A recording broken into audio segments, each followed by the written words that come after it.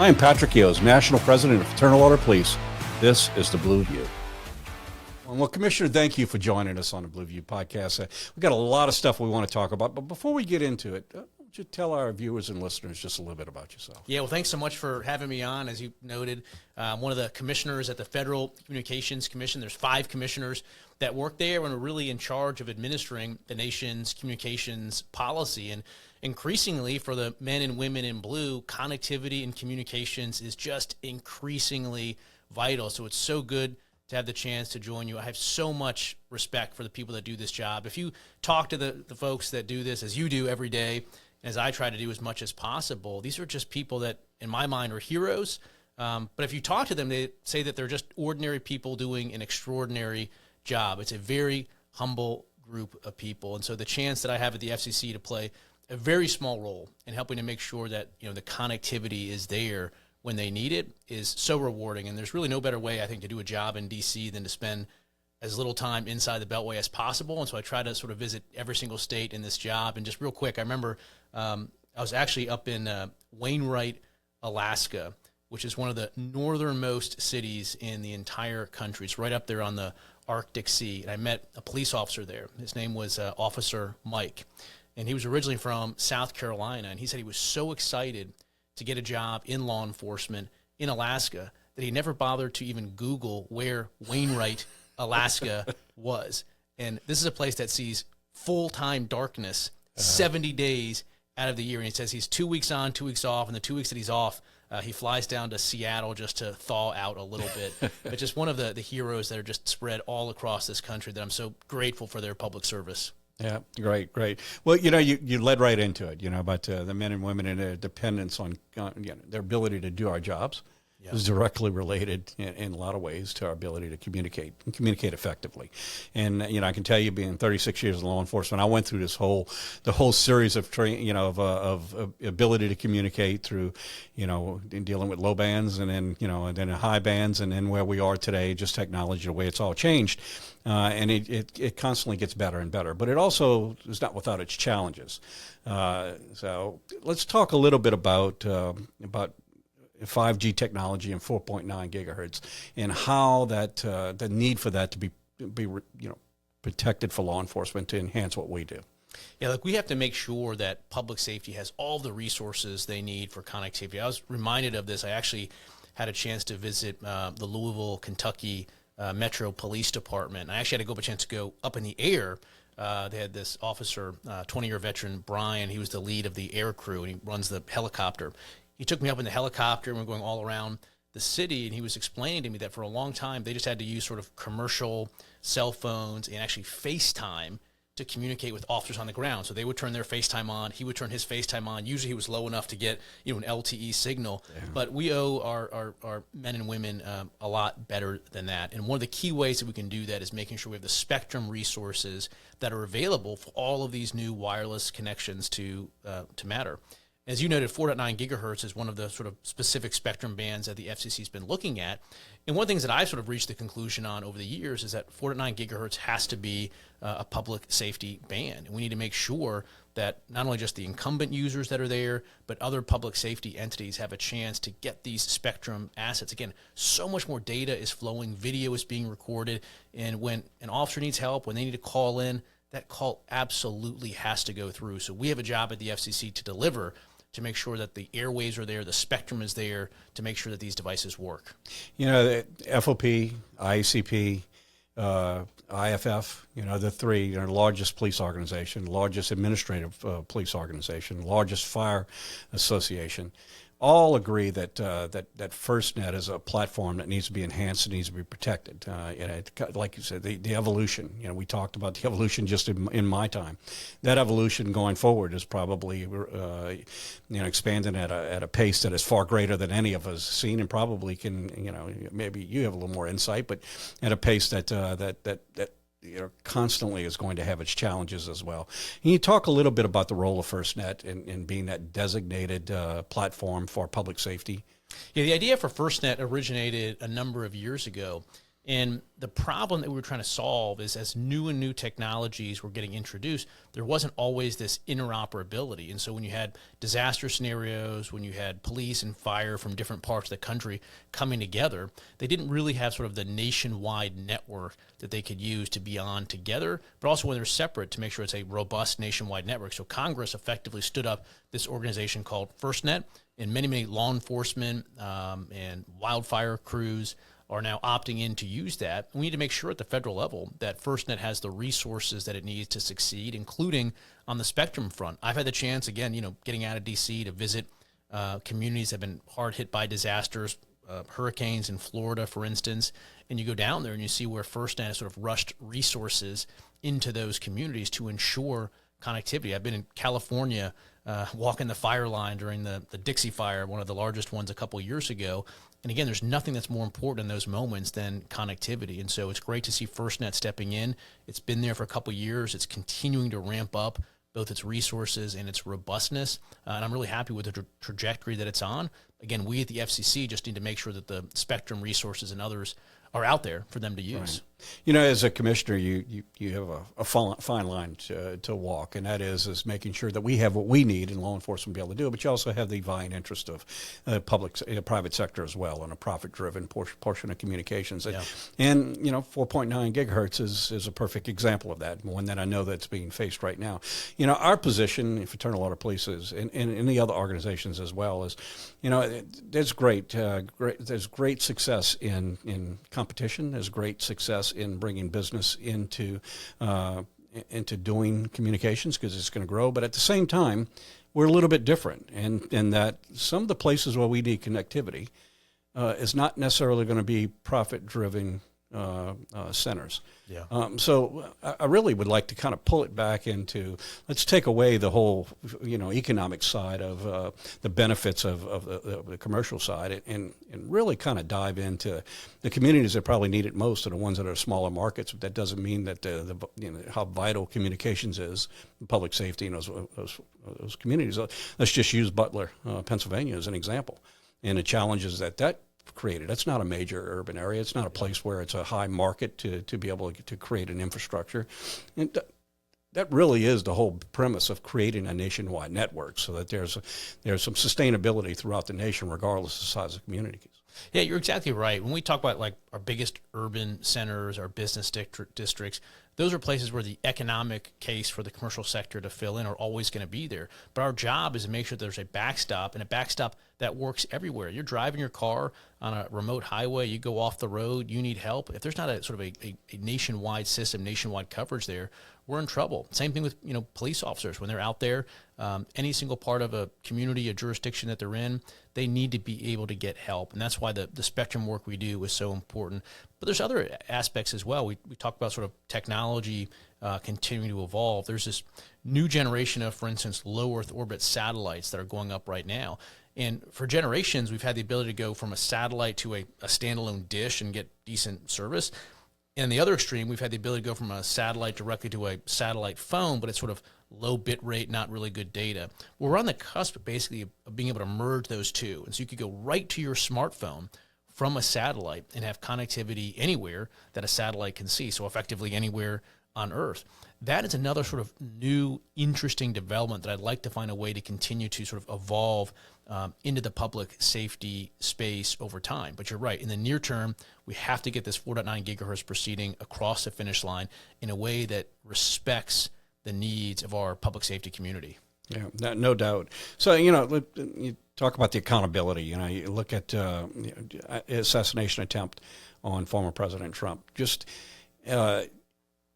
talk about how FirstNet's platform, how it there's a lot of discussion about the successes and failures of that event. Now, I don't want to get into that part of it. What I want to do is talk about the technology of it. I had the opportunity to testify before a House hearing, and part of my discussion is the fact that there is technology that allows us to be able to speak together in one voice. Now, not necessarily doesn't mean everybody's on the same channel, but what it does is it gives us the ability to be able to make sure that when something's emerging, something's happening, that we have the ability to be able to share it. Can you talk?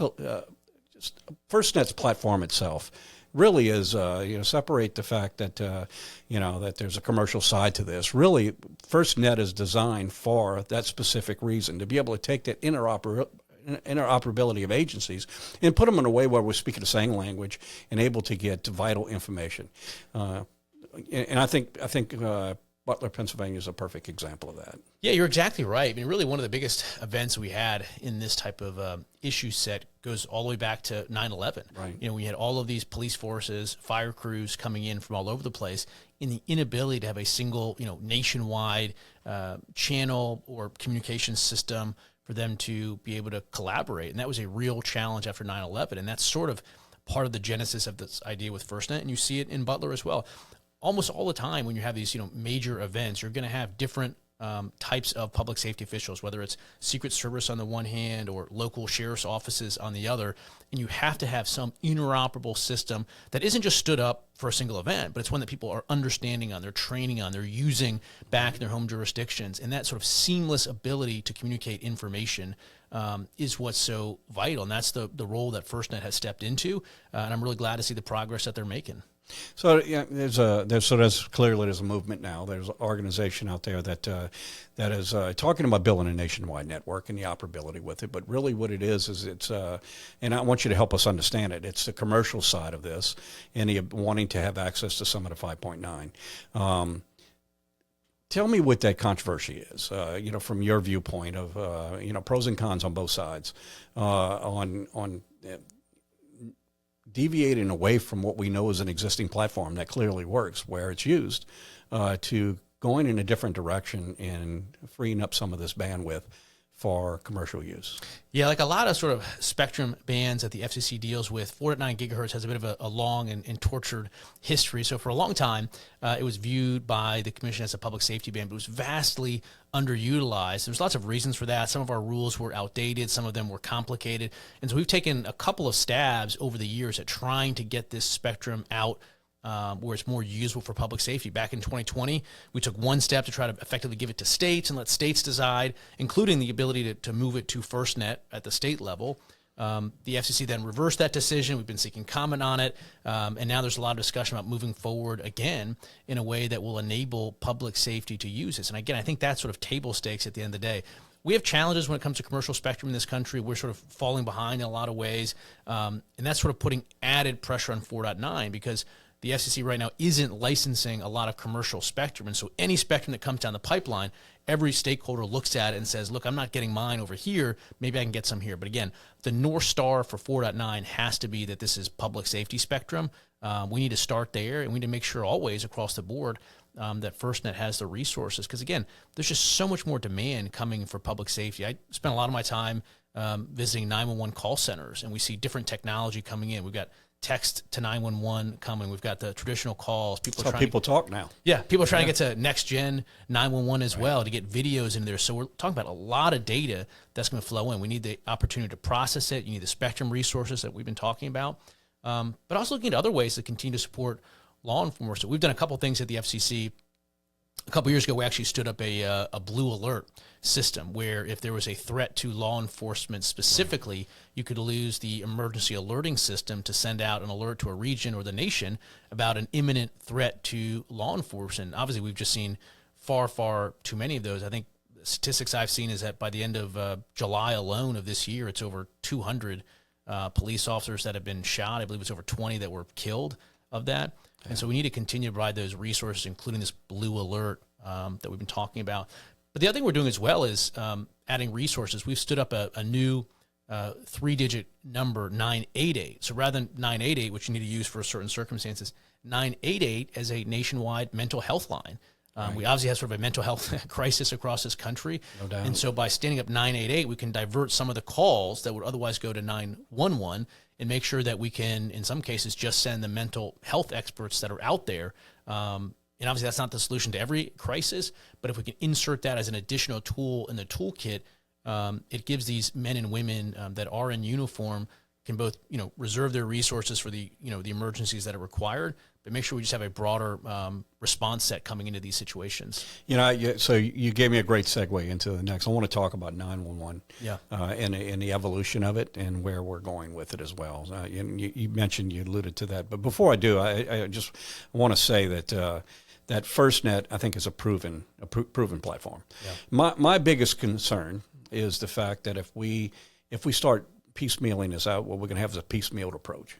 The whole design, the whole purpose of this was to create a nationwide, as you said, everybody speaking the same language on the same platform, speaking in a way that we can articulate exactly unfolding events when they're happening and be most efficient about it. So our position, Fraternal Order Police, along with the ICP, and we partner with the recognition that FirstNet is the platform that should be enhanced, and we appreciate all the work that the FCC is doing to maintain that, and moving forward, I hope that consideration will be part of it as well. It's a proven platform. If we're going to back up and start reinventing this, then I think we lose important ground. And I think you're right. I mean, look, from a technology perspective, we don't need sort of the public safety version of the Tower of Babel, right? We need some sort of single nationwide system. That's what Congress wanted. That's what Congress envisioned. And it's our job at the FCC to make sure the resources are out there so that it can continue to succeed. Yeah, and that's our success is directly related to our investment that we have in that platform itself. Yeah, and so I appreciate that. I just felt like I needed to say that the work we didn't get here overnight. We got here because of hard work of a lot of organizations and a lot of individuals that have recognized the importance of it, working with the FCC to get us to where we are. But we still have a long ways to go as well. So absolutely, just appreciate that. So let's segue into you mentioned 911 systems there. As a huge evolution that we see coming down the pike. There's so much technology. Technology's changing at a pace that that might be mind-boggling if you thought about it just 10 years ago. You just you think about the cell phone you have in your pocket now. You get buyer's remorse because it's already outdated. So the evolution of technology is changing in such a way, but so rapidly. Well, that also goes for law enforcement too. Our ability to be able to be very effective in what we're doing. The efficiency of what we're doing there are a lot of tools for us to be able to do that as well. And as you mentioned, the ability to be able to have that text, that's how people talk now. Having the streaming of live videos so that those officers responding on a scene can see exactly what they're coming into. There's a great deal of value in that in itself. Let's talk about that evolution of the 911 system. We're very dependent on 911, but that platform itself has some problems. It occasionally we lose it. So let's talk about some redundancy that we have there. What do you see coming down the pike to make that more reliable? Even though it's very reliable, but even so those shortfalls. Yeah. What do you see down the pike that's going to help us fix that, and where the evolution is going to take us? Yeah, we need to continue to drive forward in this. I was listening to another podcast that you were on, and I think you mentioned how when you started out, communications was a squad car radio, and that was about it. And you flash forward to who we are today, and it's unbelievable. But the technology has to work. There's a couple things we're doing. One, and this is one that FOP has been active on at the FCC, is what we call location accuracy. So for years, people were used to pick up your traditional landline, you call 911, and immediately you could know where that call is coming from. But increasingly, a very high percentage of 911 calls, I think some estimates are 70 or 80%, are coming from cell phones. And for a long time, that was very difficult to locate. We've increasingly been over the years demanding more from wireless carriers and technology vendors to give us very specific information about where these wireless calls are coming from, including indoors, which can be more difficult because GPS and other things are sometimes more difficult to work inside buildings. But we've been slowly, faster than some people want, slower than others, increasing those requirements. So right now we have indoor location accuracy that includes for the first time vertical. So if you go to a big office building or office tower and there's a fire, we now have requirements in place that you'd be able to dispatch somebody to the right floor. And all this is about seconds, and seconds make a huge difference. Absolutely. So there's a location accuracy part of 911 that we're working on, but also to your point, making the actual 911 system itself more robust. And so we do have fail-safes in there. We do have redundancy requirements. When there are outages, we require those outages to be reported to the FCC, but we need to continue to make these robust, resilient systems. And again, I spent a lot of time in these 911 call centers, and it's just an increasing array of information, whether it's text or videos or calls. And those jobs themselves are also, very difficult, very stressful. I mean, on the one hand, we've got our officers who are, seeing and dealing with some of the most extreme situations that you can see in mankind. And a lot of times those same sort of calls for help are landing on these call centers. So I think, the mental health resources that we need to make available to 911 call takers, in addition to officers, is also an important part of it. Yeah. So obviously, look, we're transitioning. You talked about cell phones. Most everyone, I don't know a whole lot of people that have landlines unless they're a business. Yeah. So cell phones have become the whole driving force of all of this.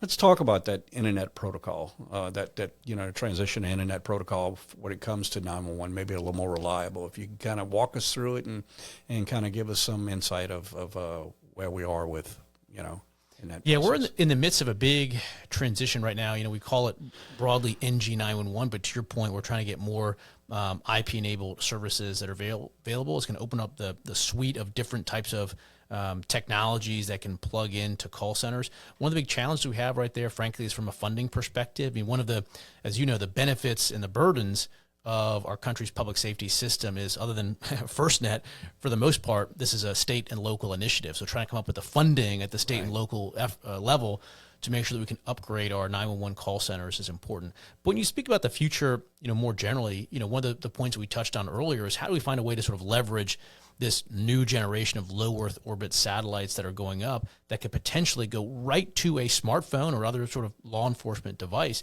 and be a supplement from space to make sure that we have connectivity all of the time. That could be a real game changer. At the FCC, we're looking at a couple technologies, including Starlink, to give them the permissions that they need to push data right to smartphones. So not to the standalone satellite dish anymore, but right to the smartphone. I think that could unlock a lot of interesting public safety benefits. Yeah.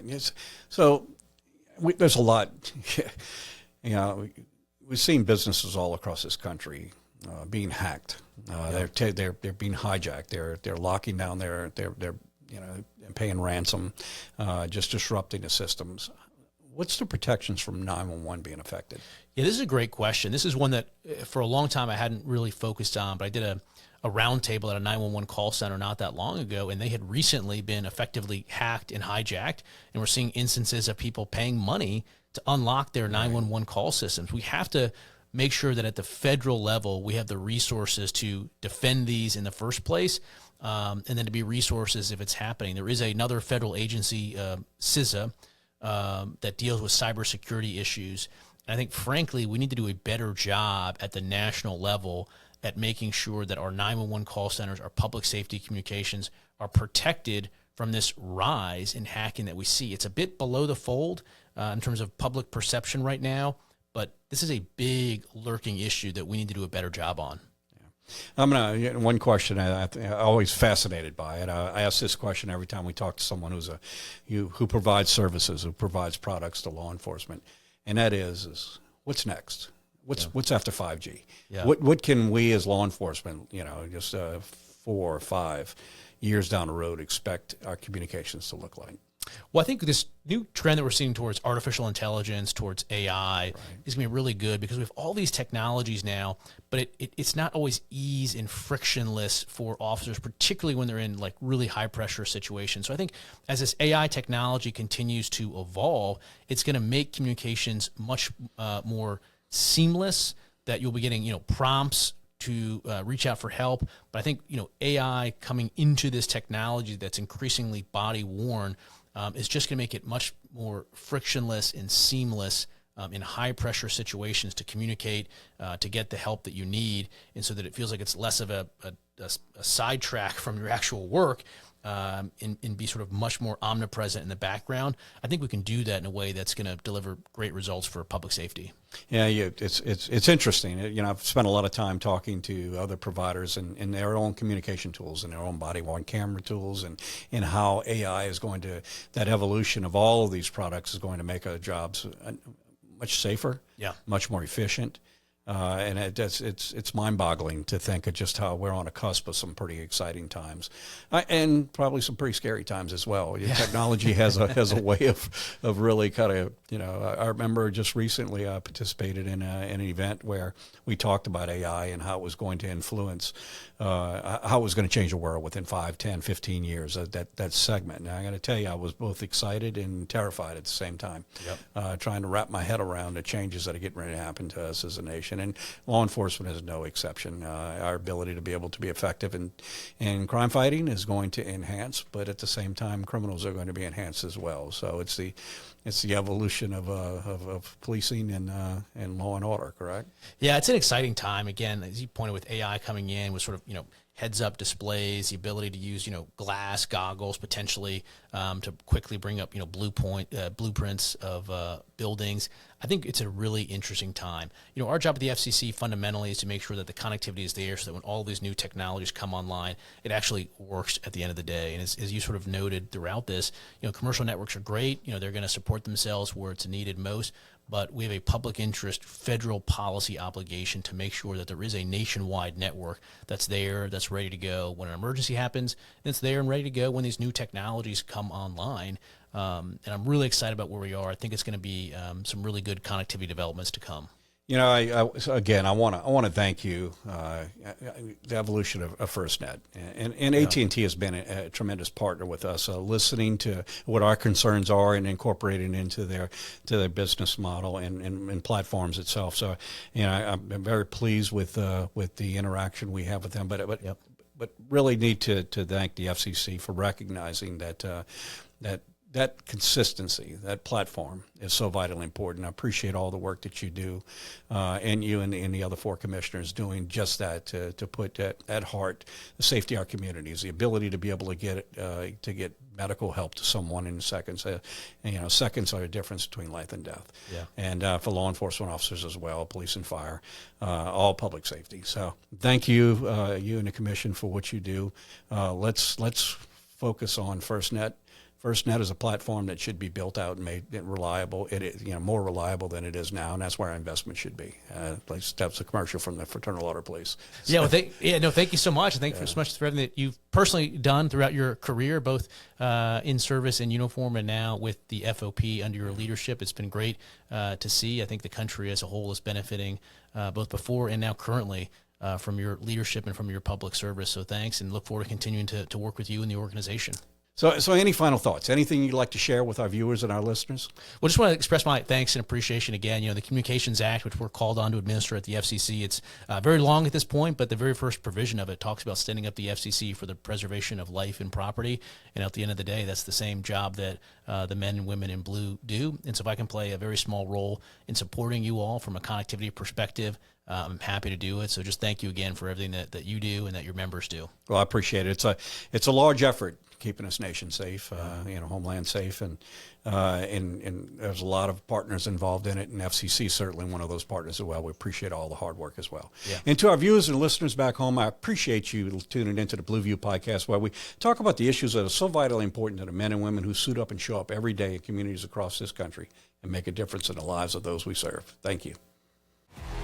Be sure to subscribe on Apple Podcasts, Spotify, or anywhere else you get your podcasts. To get the latest from the National FOP, make sure to follow us on Twitter and Facebook at GLFOP and on Instagram at FOP National. Thanks again. We'll see you next time.